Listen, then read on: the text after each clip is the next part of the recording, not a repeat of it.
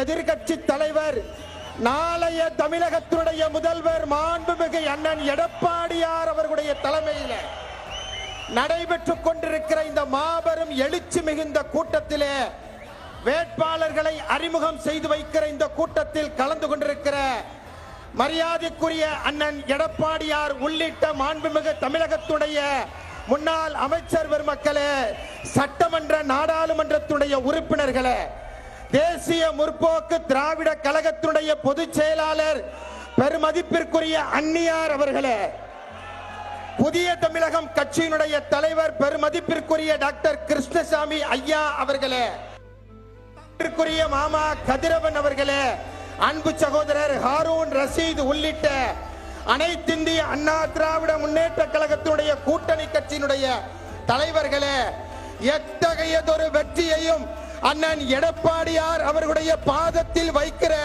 தெம்பும் திராணியும் கொண்ட எழுச்சி மிகுந்த மாண்புமிகு அம்மாவினுடைய போர்படை தளபதிகளே, அன்பு சகோதரர்களே, சகோதரிகளே, இன்றைய தினம் இன்றைக்கு திருச்சியை திருப்பு முனையாக்குகிற விதத்திலே இப்படை தோற்கின் எப்படை வெல்லும் என்று சொல்லுகிற மாபெரும் படையை திரட்டி நிறுத்தி இருக்கிற இந்த நிகழ்வு என்பது நாட்டிலே அன்றைக்கு மாண்புமிகு அம்மா அவர்கள் 2014 சொல்லி காட்டியபடி அந்த மோடியா இந்த லேடியா என்று சொல்லி காட்டினார்கள்.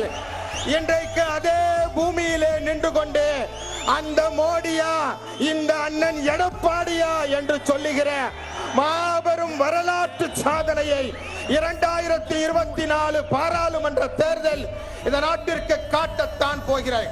அது மட்டுமல்ல, 2024 முடிகிற தேர்தல் வெற்றி அல்ல, இவற்றி 2026 தொடங்கி திராவிட முன்னேற்ற கழகம் என்கிற ட்ரக் முன்னேற்ற கழகத்தை அரியணையிலிருந்து அகற்றி ஒன்றுமில்லாமல் ஆக்குகிற ஒரு மாபெரும் சாதனையை படைப்பதற்காக அண்ணன் எடப்பாடியார் இன்றைக்கு இந்த மாபெரும் கூட்டத்தை திரட்டி இருக்கிறார்கள். அன்பிற்கினிய அன்பு சகோதரர்களே, இந்த நிகழ்வு சாதாரண நிகழ்வு அல்ல, இது ஒரு மாபெரும் நிகழ்வு.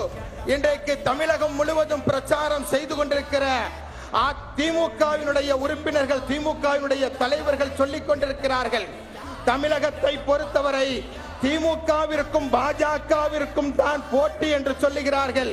அந்த எண்ணத்தை இப்பொழுது ஸ்டாலின் அவர்கள் மாற்றிக் கொண்டிருப்பார். இன்றல்ல, நாளை அல்ல, எத்தகைய காலத்திலும் தமிழகத்தை பொறுத்தவரை அஇஅதிமுக கூட்டணி தான் ஒரு மாபெரும் எதிர்ப்பாக திமுகவிற்கு இருக்கும் என்பதிலே எந்த மாற்று கருத்தும் இல்லை.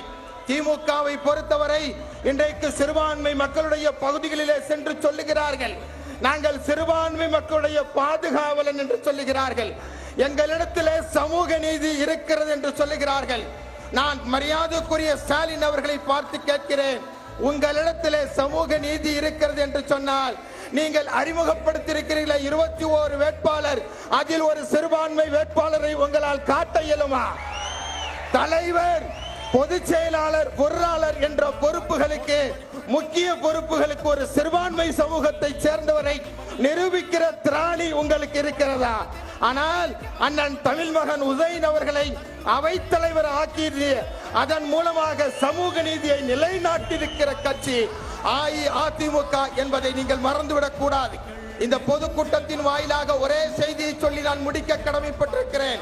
வேறு ஒன்றுமல்ல, அண்ணன் எடப்பாடியார் அவர்கள் பாஜகவை விட்டு வெளிவந்து விட்டார்கள். ஆனால் பாஜகவை தான் என்னுடைய எதிரியாக ஆக்குவேன் என்று சொல்லி திமுக இன்றைக்கு துடித்துக் கொண்டிருக்கிறது. தமிழகத்தை பொறுத்தவரை தெரியும், இங்கு தமிழகத்திலே ஆட்டுக்குட்டிகளுக்கு இங்கே இடமில்லை. We are waiting for AIADMK victory for 2024. 2024 அதிமுகவினுடைய வெற்றிக்காக வேண்டி நீங்கள் மட்டுமல்ல, ஒட்டுமொத்த தமிழகமும் இன்றைக்கு ஏங்கி காத்துக் கொண்டிருக்கிறது என்பதை நீங்கள் மறந்து விடாதீர்கள். அண்ணன் எடப்பாடியார் அவர்கள் எடுத்த இந்த முடிவு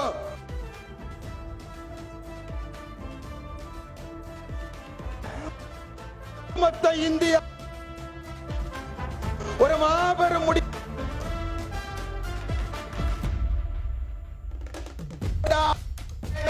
பின்பாக உங்களுக்கு பின்பாக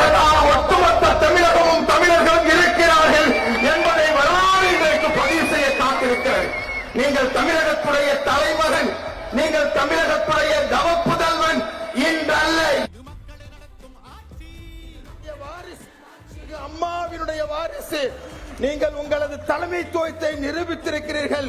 வாரிசு அடிப்படையிலே இன்றைக்கு ஆட்சி பொறுப்பேற்றிருக்கிற திமுக கழகம் வரவிருக்கிற 2024 அரியணையிலிருந்து அகற்றப்படுகிற நாள் என்பது வெகு தொலைவில் இல்லை.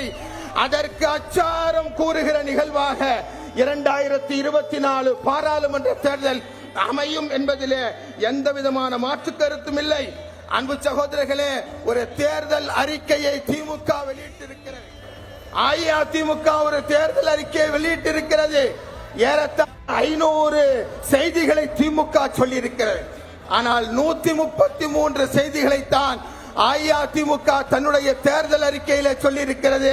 133 முத்தான திட்டங்களை தமிழகத்தை ஏமாற்றுவதல்லாத உண்மையிலும் உண்மையான செய்திகளை தமிழகத்திற்கு சொல்லி இருக்கிற அந்த தேர்தல் அறிக்கை தான் 2024 ஹீரோ. நீங்கள் தான் இந்த தமிழகத்துடைய மனசாட்சி என்பதில் எந்த விதமான மாற்று கருத்தும் இருக்க முடியாது. பேரறிஞர் பெருந்தகை சொல்வதை போல அவர்கள் அடித்து அடித்து அவர்கள் பலம் இழக்கட்டும், நீங்கள் அதனை வாங்கி வாங்கி பலம் பெறுங்கள் என்று சொல்வதை போல அஇஅதிமுக எத்தகைய தடைகளையும் எதிர்த்து நிற்கிற திராணி கொண்ட பேர் இயக்கம் தமிழகத்துடைய சென்னை கோட்டையிலிருந்து மட்டுமல்ல, டெல்லியினுடைய கோட்டையிலிருந்து கூட எங்களை அசைப்பதற்கு யாருக்கும் இங்கே